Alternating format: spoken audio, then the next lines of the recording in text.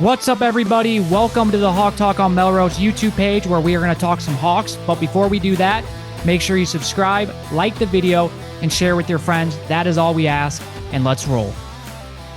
All right, here we go. It is cyHAWK week, one of the bigger weeks of the year. We are here to break it down. Iowa versus Iowa State going on this Saturday on CBS. Going to be a big-time matchup. A lot of implications, especially now with the 12-team playoff. And Tyler and I are going to be there. We're really excited, and we're excited to talk a little bit about that game today. If you have not listened to our last episode, we discussed the Iowa-Illinois State game in a short 30, 35-minute video, just kind of going over our thoughts and things like that. And we have now flipped the page to the Iowa-Iowa State game, and that is what we're going to do. But yeah, let's get into it. Before we get into the Iowa State game, depth chart was released yesterday. We did see now Reese Vanderzee jumping Jarriett Buoy, which makes sense. His performance last week was so good, especially for a true freshman. You finally see Caleb Brown in the backup right now, which makes sense again. He's kind of working himself back from his suspension.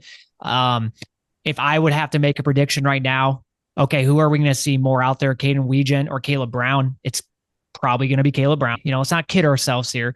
But he is the backup to Caden Weegan going into this week. And then Kamari, still the starter. And then Caleb Johnson, the backup. Similar to Weege and Caleb Brown, I fully expect the way Caleb Johnson played on Saturday, and from Kirk's comments about how he's practicing very hard, I suspect that he's going to probably play more snaps than Kamari Bolton. Then defensively, nothing. I mean, everything looks the same.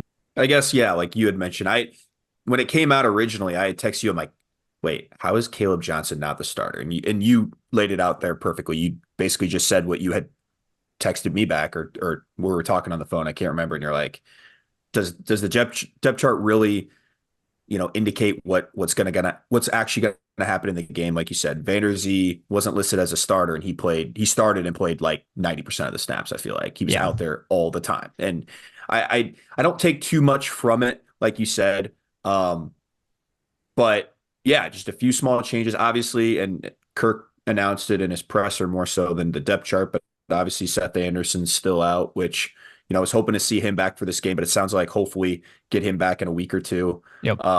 Nothing too serious, probably just like you had mentioned earlier, like maybe a soft tissue or something like that happened Wednesday before the Illinois State game, which is of course unfortunate. But I not to cut you off here, but I texted the group chat yesterday with Colby and Austin, and I mentioned Seth Anderson, and Colby made a good point. He's like, well, even if Seth Anderson was healthy, like, would he even play that much right now? Because we got, Jacob Gill did really good last week. He's obviously going to play a lot. Reese Vanderzee, Caleb Brown's back, Caden Weegan, like Terrell Washington. Seth Anderson is like, would he even play that much even if he was healthy? And I was like, yeah, that's a good point. I guess I never really thought about that. Obviously, it's nice to have him though, like just for depth purposes and things like that. So right. I guess just having a full arsenal of wide receivers is always nice. But you're exactly right. I mean, the way that those guys played, against Illinois State, they deserve to still, earn their, or like Reese, he earned his spot and he earned his keep. And as a true freshman, super impressive, like we mentioned, and can't wait to see what these guys do against Iowa State's defense for sure. And then the Kirk Ferentz presser from yesterday, not really a whole lot. They kept asking him about what it was like, watching the game from home. That was pretty much like half of the press conference, but some things I did get out of it.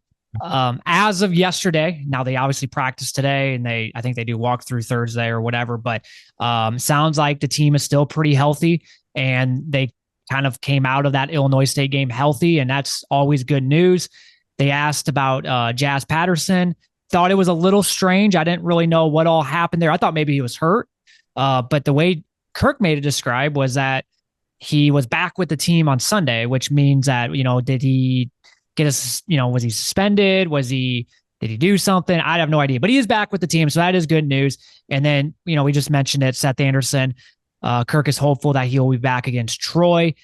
Kirk also talked a little bit about Caleb Brown, a little bit about, him coming back, and, he'll obviously be involved in the game plan. He wasn't quite sure how much, but he will be involved. And once again, I think Caleb Brown will be involved a lot this coming week. Yeah. I mean, again, I think it's basically, earning earning that trust, earning that spot back into, into the team. I see he made a mistake, the O-dub, and, I'm sure that didn't sit well with Kirk. And, he served his 1 game suspension, and now he's got to earn his way back in. And other guys have played really well against Illinois State. So, but he's too good not to be out there, right? I mean, I think you're going to be able to utilize him in so many different ways that, maybe we'll touch on that for this game. I think he's explosive.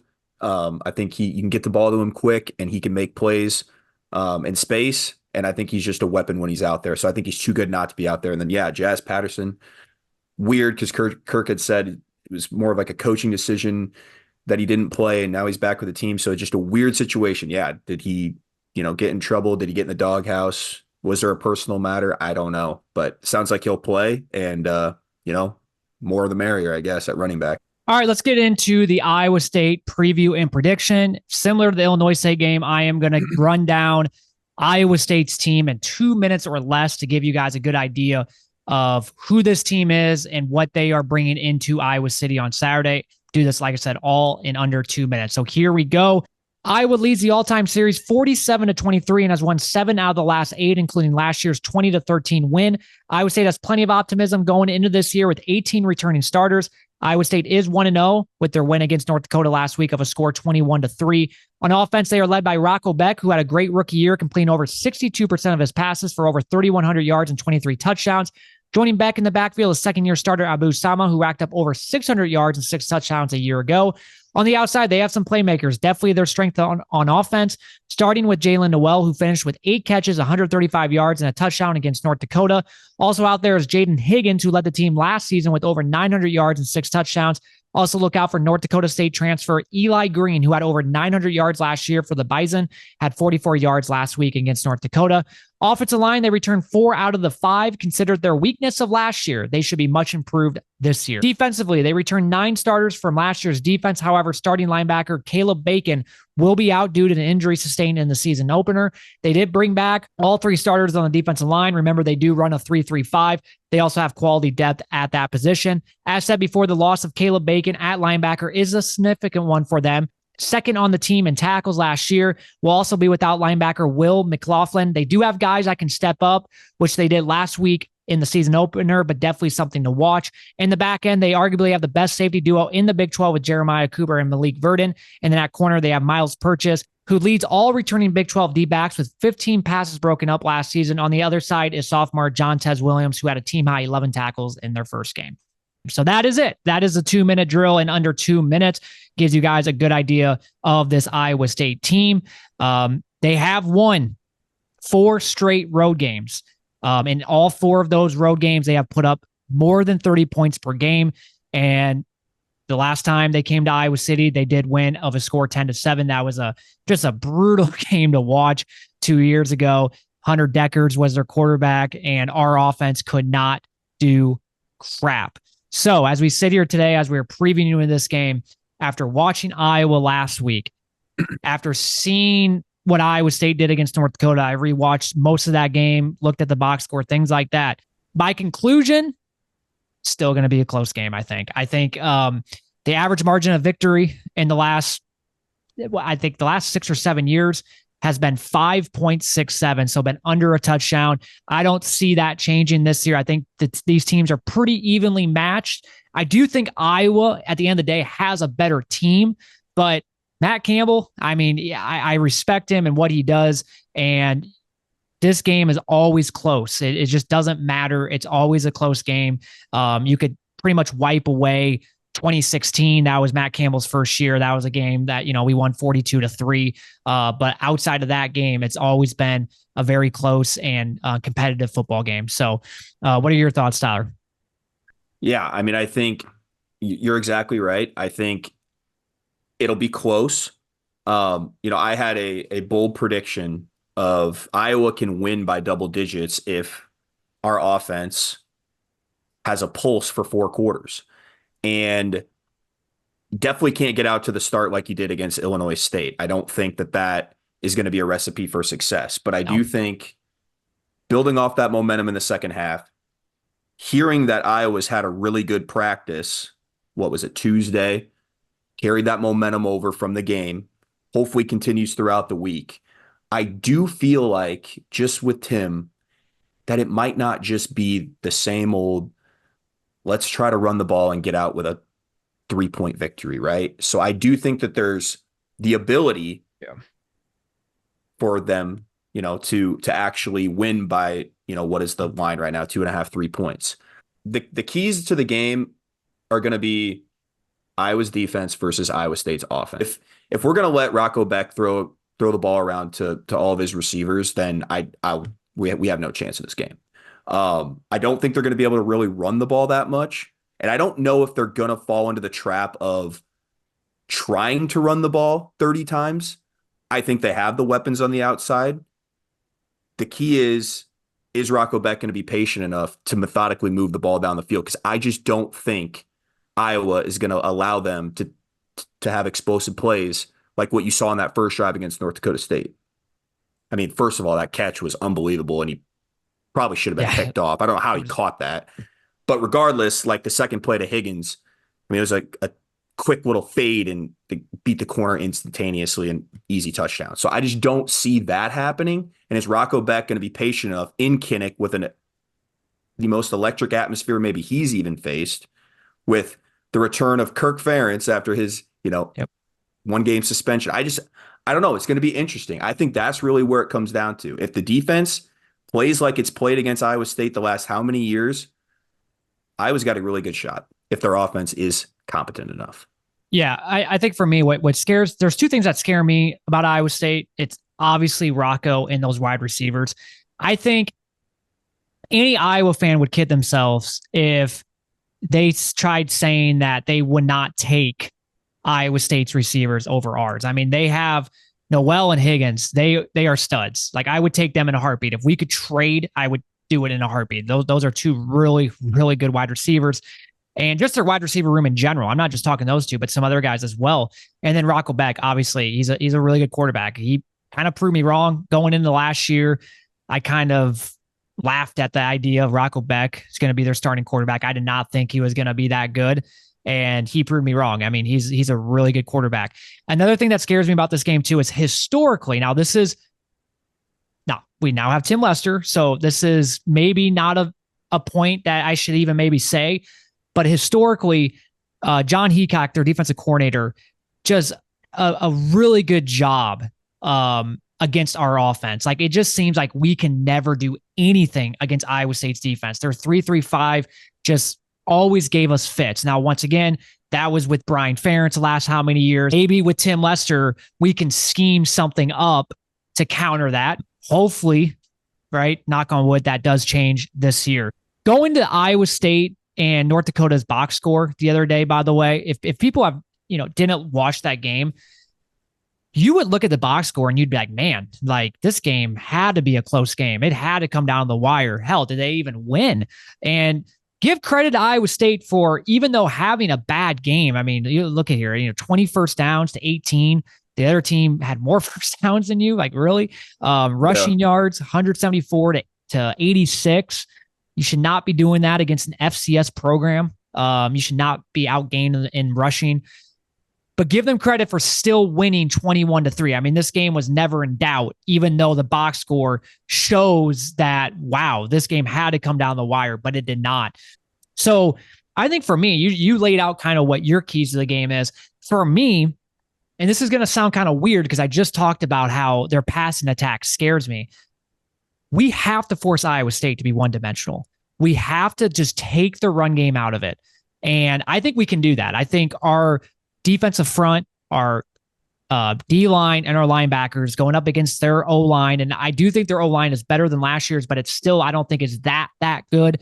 And Abu Sama, like, I think he's a good running back, but I think we can take that out of the game. And if you can take that out of the game and just force Iowa State to be one-dimensional, force them to pass the ball the entire game, I think that bodes well for Iowa, because I do think whoever's the most balanced team is going to win this game. And when you look historically to the last how many years, I'm not saying this has been every year. I think there was one year where this wasn't the case, but whoever wins in the rushing yards, so whoever has more rushing yards, tends to win this game.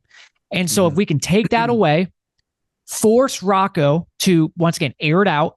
And hopefully then with the Kinnick crowd, you're going to see some mistakes. You're going to see that interception. You're going to see, hey, a sack, which we did a lot against Illinois State. Hell, maybe even a strip sack, right? And I just think if we can force them to be one-dimensional, just completely take out their running game, completely take it out where they literally can't run the football because every time they run, it's either stuffed or minus a couple yards or maybe just 1 or 2 yards. And then at that point, then they're going to once again be forced to throw, and then that might lead to some mistakes.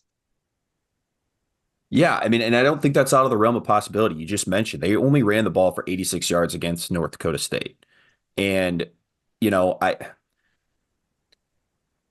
there's this like you said, there's a sense of like, I do think they're going to try to establish some sort of run game. You have to obviously have Iowa respect it. Yep. But I agree with you. I think if we can shut down the run, force Rocco to throw the ball 35 plus times, I like our chances at one of those times getting a turnover. Like you said, getting a sack, maybe forcing an errant throw. Because here's the thing. He's going to connect on, like, you know, right? Like they have too good of playmakers. Like they're going to, like, it's not like they're not. So when I say that, it's like it's going to happen. But if it doesn't happen that often, right? Or if you make them have that mistake, that in the end, in the long run, that's just going to help us. I mean, I'm looking right now. They only ran the ball 22 times against North Dakota State for 86 yards. So if you're telling me that's what they're going to do against Iowa, I like that a lot going into the game. And like you said, they're going to get their quick catches. They're going to get some easy stuff, right? That's maybe an extension of their run game. The thing is, don't get beat deep. Don't get caught with some explosive play down the field and give them an easy touchdown. You got to make them earn everything like you do every single team. And if you can do that, I really think you make them go the length of the field, and really make them earn it 12 play plus drives. I mean, I think you give yourself a really good shot of really, you know, making them not really score that many points, to be honest. Then when you switch to Iowa's offense, then going up against Iowa State's defense, just because Iowa State gave up 174 yards rushing, and we obviously did really good rushing, does not mean that like all of a sudden, like we're just going to run all over them. I still think that Iowa is going to have to make them respect our passing game, and we're going to have to go vertical. And I think we will with Tim Lester. I think we showed that in the first game, how I really think that's kind of the focus with the route concepts, vertical instead of going so horizontal. But we're going to have to make them respect it, because we can't just come in thinking like, oh, we're just going to run the football against this team. We did that against Illinois State in the first half, and it did not go well. We got to get the passing game going. Cade McNamara has to be on it. And then if you make them respect that, then that's when the big runs are going to start showing. And that's when the running ability is going to happen. So it's going to be very interesting to see what the game plan is for Tim Lester. Will we start the way we did? Yeah. Or will we have an aggressive mindset? And then will we see plays that we have not seen yet? We just brought up before about Caleb Brown being back. I think Caleb Brown is extremely, extremely good at catching the ball, whether it's like a wide receiver screen or like a speed out or just some quick passing play. He's so good at making more yards after the catch. You go back to the Rutgers game last year, he had that wide receiver screen. He had no business scoring a touchdown there. He should have been tackled, honestly, at the line of scrimmage. And he made like 4 or 5 guys miss on the Rutgers defense, and he scores a touchdown. And he does the time thing, because it's like about damn time I score a touchdown. Yep. It's November and I'm the best receiver on this team, and finally they give me the ball.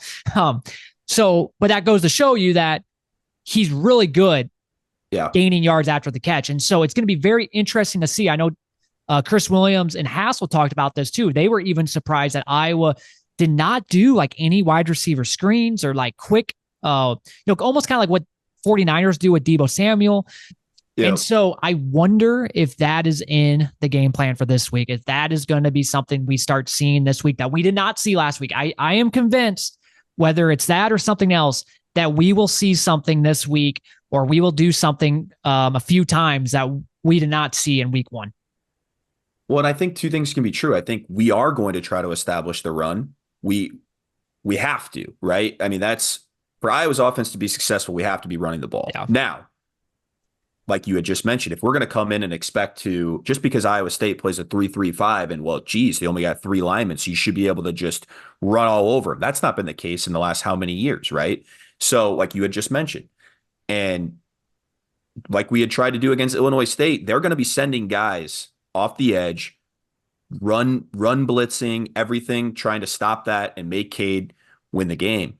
Um, but I just think, like you had mentioned, Caleb Bacon being down is huge. I mean, I didn't really realize how much of a I feel like of a loss that really was, but it sounds Yes. like he is just like the heart and soul of that defense. And He's a guy that wears the green dot, meaning he's a guy that, yeah, is I mean kind of the that's quarterback on the defense. and it sounds like they were kind of all out of sorts after that, according to Chris Williams. I Yeah. feel like that's what he was saying on that episode with Hassel. That it just, obviously in the moment, emotional letdown and just the team itself, right after didn't play that well. Um, but I mean, that's a huge part of it, a huge component of it. The communication, how's that going to go? Sounds like they're going to be playing maybe like freshman linebackers out there. I mean, freshman linebackers in Kinnick trying to deal with the crowd and deal with that communication. I mean, that's no easy task No. either. So I think that's an important key for this game. But like you said, it's all going to be coming down to, can Cade continue to do what he did in the second half against Illinois State to Iowa State? Now, I don't think he's going to come out and go 12 for 12 like he did against Illinois State, right? But are we still going vertical? Are we still opening it up? Are we still allowing for our receivers to make plays, to go get touchdowns, right? Vanderzee, Gill, Caleb Brown now, Terrell Washington. I mean, we've got guys. You've got to utilize them. And I think Tim Lester is willing to do that. We didn't just do that against Illinois State in the second half because, like, for no reason. I think we've seen it now, and I think we're only going to see more, like what you just said, maybe even more plays that we haven't seen yet. Got to attack their linebackers. I mean, you just mentioned it. Without Caleb Bacon, without that other guy, I forgot what his name, they're going to be playing some young guys. I'm sure they'll be ready, but they're young. And so if you can attack them, right? Luke Lachey, Addison Exactly. Ostrenga, get a wide Over the receiver middle. on them. Yep. I think here too, playing Illinois State week 1, two things. Illinois State also runs a 3-3-5. So that's great practice going up against Iowa State. Now, Iowa State did say in the offseason that they are going to run more 4-3 this year. They didn't really in the first game. I was kind of watching that, and they really didn't. So it's going to be interesting to see how they approach this game. Will they do a more of a 4-3, or will they do a 3-3-5 still? Number 2, I think, honestly, the way the first half happened with Iowa, it sucked in the moment, but it might have been a little bit of a blessing in disguise, because I think it kind of shows like, hey, we can't just like think that we're just going to run over this team. We don't really have to do anything. We don't have to do the motions. We don't have to do any of that. We can just run on this team because, we trust our offensive line. We have really good running backs. No. You still got to, get the passing game going. You still got to be, you can't let the other team know what's coming. You can't be predictable. And so like that happened in the first half. Like I said, although it sucked, I think it might have been a little bit of like a kind of a wake up call. And that's something where it's like, you cannot do that against Iowa State. You cannot come out with that same game plan. And I don't think we were going to anyways. Iowa State's a little bit different of a team compared to Illinois State, but it's just one of those things where it's like, yeah, you just know, like we got to come out with an aggressive mindset. 100% agree with you. And then that's like I said, like, and I really believe, and you hear it in some of the press conferences or like the questions being asked to Cade, like this week. And Cade even talks about, he's like, it's kind of a relief, right? Like, yeah, he played well. He finally is playing up to his standard and his expectation when he came to Iowa. And it's been a long time coming. And I just wonder, is there this, if we're going to get a confident Cade and he's going to come out here and you're going to tell me, I'm not saying he's going to do what he did against Illinois State, against Iowa State, but if he can make plays and maneuver and be healthy and operate this offense to what I think it can be, I like our chances. I do. Yeah.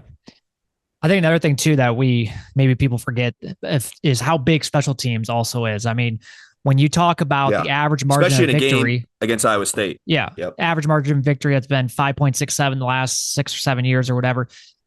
Special teams is very important, right? Like kicking field goals, making those field goals, having good punts, punt returns. Can we get a couple good punt returns similar to the Illinois State game? Things like that. That is going to be critical. You go back to last year, Iowa State. Remember, they went right down the field, opening drive. We did a bend but don't break like we usually do, and they kick a field goal, but we block it. I mean, that's huge momentum for Iowa. 2 years ago, although we lost, I remember I think we might have blocked their first punt of the game. If it wasn't blocked, it was like a muff punt, or it was a really bad punt, I should say. And so special teams in this game is always really important as well. So that is going to be critical as well. All right, let's get into prediction time, and then we'll wrap it up. Maybe I'm drinking the Kool-Aid a little bit here. Maybe I'm feeling way too good about what I saw just after 1 week, and it was against an FCS opponent. But I really believe that second half did some wonders for this offense. We have not seen this offense play to that level in a long time. It doesn't even matter the opponent, right? Like, it really doesn't. And specifically the way Cade played. And I really feel like he's gained some confidence now. He's shaken some of the rust off. I'm not saying it's all gone, but I really believe he believes now that he's fully healthy and that he can operate this offense effectively. And what I really saw from Iowa State too, like you just mentioned it, like North Dakota was able to run on Iowa State. Their defense they only gave up 3 points. So I don't want to come on here and say like, they played bad, but like losing Caleb Bacon, they were able to run on them. They had like what you just mentioned, 11 first downs or something. They had like 6 on one drive. I believe Iowa can run the ball. I believe Caleb Johnson can have success against this team, especially with the linebacker, being out for this game. And this offense just doing enough for 4 quarters to find the end zone a couple of times. I really believe that that's a possibility. So with that being said, I'm going to hold to my bold prediction. I'm going to say Iowa is going to win 23-13 at home. I feel really, really strongly about that. Now I could be completely wrong, and I could come on here Sunday and be singing a completely different tune. And that's it. That's very possible because, like you had mentioned, this game, the history would say it's close. I just wonder. I really believe in Tim Lester, I guess is what I'm trying to say. Not going to lie. I thought maybe you would have more of a bigger gap between the scores because of your double digit bowl prediction, but then also kind of like the way you were going with that. I was fully expecting like a 31-10 or something, or like 27-10 type of victory. And again, I guess I would preface that with saying like, this is still Iowa, right? This is still the Iowa State rivalry, low possessions probably. My big thing is if Iowa can jump out to an early lead, that's a huge, huge factor. And I think that that's entirely possible. Whether it's Rocco, is Iowa going to get another pick 6 against Rocco Beck? I mean, we're in Kinnick. That's entirely possible. Is Iowa's offense going to be competent enough to not start slow and actually start fast and get points early? But I do think it'll still be low scoring. I think I have it at 23-13. Yeah. So we win by double digits, but it's not like it's a shootout by any means. Yeah. I was going to go like 20. Yeah, I was like 24-ish to like 17 is kind of how I envision it. I do think that we will give up at least 2 touchdowns and then maybe a field goal, maybe like a touchdown per half. I could see it kind of happening. But yeah, I think Kinnick Stadium is going to be rocking. It's going to be a legit, just such a loud game. And you go back like 2 years ago, being at that game, it just didn't seem very loud. And I think a lot of there's 2 things that kind of came to mind. The reason why maybe I think that it was number one, the offense was so bad. Like it was hard to get into that game because of how bad the offense was. Number 2, the weather that day was horrible. Weather this week, I mean, you sometimes kind of don't think about that, but when the weather is like really nice, I think that just helps. And the high temperature, like 68 degrees, for us fans, it sunny, does, to get into it. Yeah, to get into the game. And if the offense is like just a little bit better, just, Well, gives you a little bit of something to cheer for, it's going to be loud inside Kinnick. And you made a good point. I mean, that we're coming off that South Dakota State game, 7-3 victory, right? Yep. And then we start really terribly against Iowa State. So I agree that definitely played into it. I think there's a different vibe going into this game for sure. Yeah. If it can be as loud as it was against Penn State 2021, just get Rocco just a little, shaking a little bit, right? I think another thing that's key too is like beginning of the game, those first couple of drives, you can like sack Rocco or just get him a little hit a few times, get him a little with the crowd noise. That is huge for Iowa. Get them in, really behind the sticks in the north end zone where it's really loud. That's huge for Iowa as well. That I have a 24, like I'm going to say 24-17, still going to be a close game, but I think at the end of the day, with us being at home, even though Iowa State, did win the last game, I think the crowd noise, I think just the momentum from week one, me trusting Tim Lester and Kirk back. You talked about that earlier. That's huge for this team, for the fans, for the players. And I just think we have a slight edge in all of those categories. So, that will do it for this episode. I'm so excited for this weekend. It's going to be such a fun weekend in Iowa City. I hope Iowa can get it done, get another year of bragging rights. And I'm looking forward to it. Have a good rest of your week and go Hawks.